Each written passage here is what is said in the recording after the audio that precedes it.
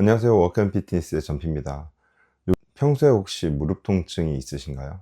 무릎 통증은 허리 통증만큼이나 일생을 살면서 흔히 겪는 통증 중에 하나라고 합니다. 관절염이라든지 아니면 연골, 인대 손상으로 인한 통증들은 그 원인을 알기 때문에 우리가 치료를 받거나 대처를 할 수 있는데요. 무릎에 통증이 있어서 병원에 방문해서 검사를 받았는데도 별다른 원인을 찾지 못하는 경우들이 있죠. 이런 경우에는 참 답답할 수밖에 없습니다. 이런 원인 모를 통증들, 일상생활 습관을 다시 한번 돌아본다면 그 원인을 찾아볼 수가 있는데요. 오늘은 일상생활에서 무릎 통증을 발생시키는 습관들에 대해서 알아보도록 하겠습니다. 어떤 통증이든지 그 원인이 명확하지 않으면 정말 답답하죠. 이렇게도 아프고 저렇게도 아프고, 어떻게든 병원에 가서 약을 처방받아서 진통소염제라든지 이런 것들을 주는데, 먹을 땐 괜찮은데 먹고 나면 또 다시 아프게 되죠. 또는 통증 부위에 치료를 받고 나서 받을 때는 괜찮은데 받고 난 다음 날부터나 같은 날은 또 통증이 발생하는 경우들이 있습니다. 이런 경우들은 원인이 해결되지 않았기 때문인데요. 평소에 장시간 서 계신 분들이 특히 이런 통증들이 있을 수가 있습니다. 무릎에 통증이 있으신 분들은 주로 우리가 평소에 무릎 주위의 근육들을 많이 사용하지 않을 가능성이 큽니다. 이게 무슨 말이냐면요, 우리가 장시간 서 있게 되면 우리 몸은 가장 효율적으로 에너지를 사용하게 됩니다. 즉, 서 있는 동안 소비하는 에너지를 최소화하기 시작을 하는데요. 그러기 위해서는 근육의 힘을 최소한으로 사용을 하는 겁니다. 어떻게 근육의 힘을 최소한으로 사용하면서 서 있을 수 있을까요? 바로 무릎 주위의 뼈와 인대 그리고 연골 같은 구조적인 힘을 사용을 하는 것입니다. 구조적이라는 것은 어떤 의미냐면요, 예를 들어 우리가 벽돌 위에 하나의 벽돌을 더 얹어 놓습니다.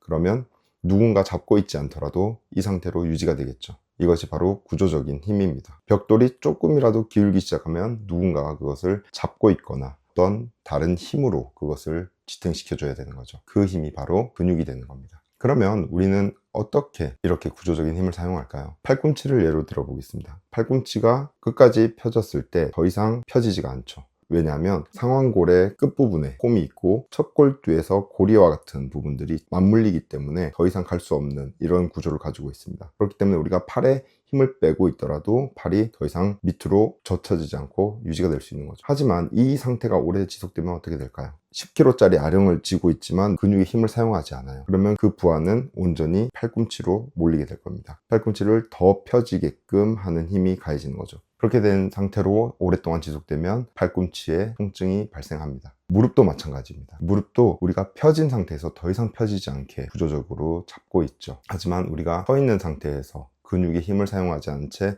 무릎이 뒤로 빠지는 힘을 계속해서 받게 되면 무릎의 인대라든지 연골 부분들이 피로도가 누적되게 됩니다. 이렇게 누적된 피로도가 바로 통증을 야기하게 되는 것이죠. 그럼 내가 서 있을 때 근육의 힘을 사용하는지, 뼈의 구조적인 힘으로 서 있는지 어떻게 알 수 있을까요?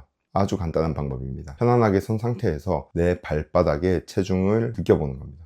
내 체중이 볼 그리고 발가락 쪽에 느껴진다면 체중이 앞쪽으로 쏠려 있을 가능성이 큽니다. 그렇게 된 상태에서는 허벅지 근육과 엉덩이 근육 그리고 복부의 근육들이 일을 하지 않게 됩니다. 서 있을 때는, 즉 직립 자세에서는 우리 체중의 60%에서 70%는 아치를 기준으로 발 뒤꿈치 쪽에 있게 되고요. 나머지 30%에서 40%는 발의 앞쪽, 즉 발 볼 부위에 체중이 실리게 됩니다. 하지만 앞서 말씀드린 대로 서 있는 상태에서 체중이 발가락 쪽에 느껴지게 된다면 내 체중의 대다수가 앞쪽에 느껴지게 되는 것이죠. 이렇게 되면 그럼 어디가 가장 많이 힘을 쓰고 있느냐? 바로 허리, 즉 하부 요추를 세워주는 척추 기립근들이 힘을 많이 쓰고 있습니다. 그렇기 때문에 우리가 이런 테스트를 해보았을 때 내가 체중을 앞쪽으로 주로 가해지고 있다, 그러면 허리 부분의 통증들도 함께 야기를 하게 되는 것입니다. 그러면 내 체중은 왜 이렇게 앞쪽으로 가 있을까요? 앞서 설명드린 대로 우리 몸은 어떻게든 가장 효율적인 활동을 하게 시스템이 되어 있습니다. 우리가 증명사진을 찍으러 사진관에 가게 되면요,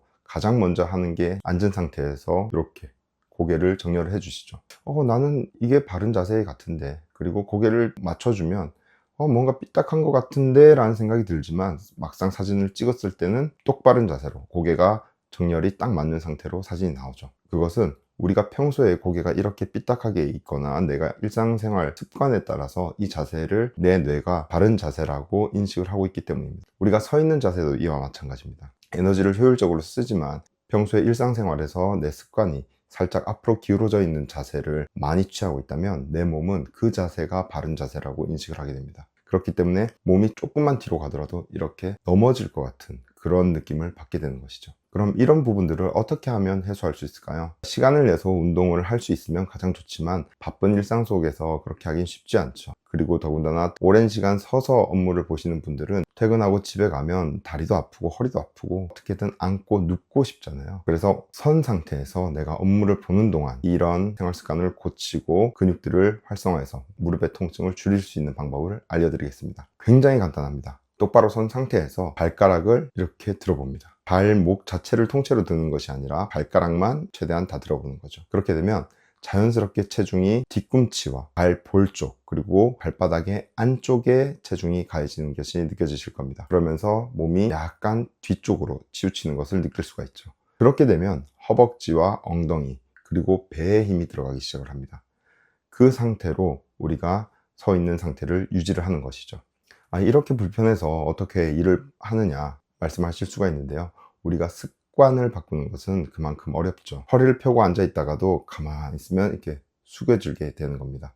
하지만 내가 구부러진 자세인지 아닌지를 인지하는 것과 그리고 그것을 모르는 것은 굉장한 차이가 있습니다. 허리를 펴고 있더라도 숙여졌다라고 느껴졌을 때 다시 펴야 되겠다라는 생각을 가지고 계속해서 그 습관을 바꿔주게 되면 우리가 앉은 자세에서 구부러드는 일은 줄어들게 되는데요. 서 있는 것도 마찬가지입니다. 체중을 자꾸 뒤로 가져가면서 다리 근육과 엉덩이 그리고 복부 근육을 자꾸 사용하는 습관을 들이면 나중에는 불편하지 않게끔 내가 내 몸의 근육들을 최소한으로 활성화해서 서 있을 수가 있게 되는 거죠. 그런 습관들이 개선되면 평소에 발생하는 원인 모를 통증들에서 자유로워질 수가 있게 되는 겁니다. 앞서 말씀드렸지만 이 무릎 통증이 계속해서 반복되게 되면요, 반드시 허리의 통증을 유발할 수밖에 없습니다. 그렇게 갔을 때는 나중에는 무릎 통증과 허리 통증이 동시에 발생을 하게 되겠죠. 그래서 이것들을 우리가 미리 미연에 방지할 수 있다면 예방하는 것이 가장 최선의 치료가 될 수 있습니다. 오늘은 여기까지고요.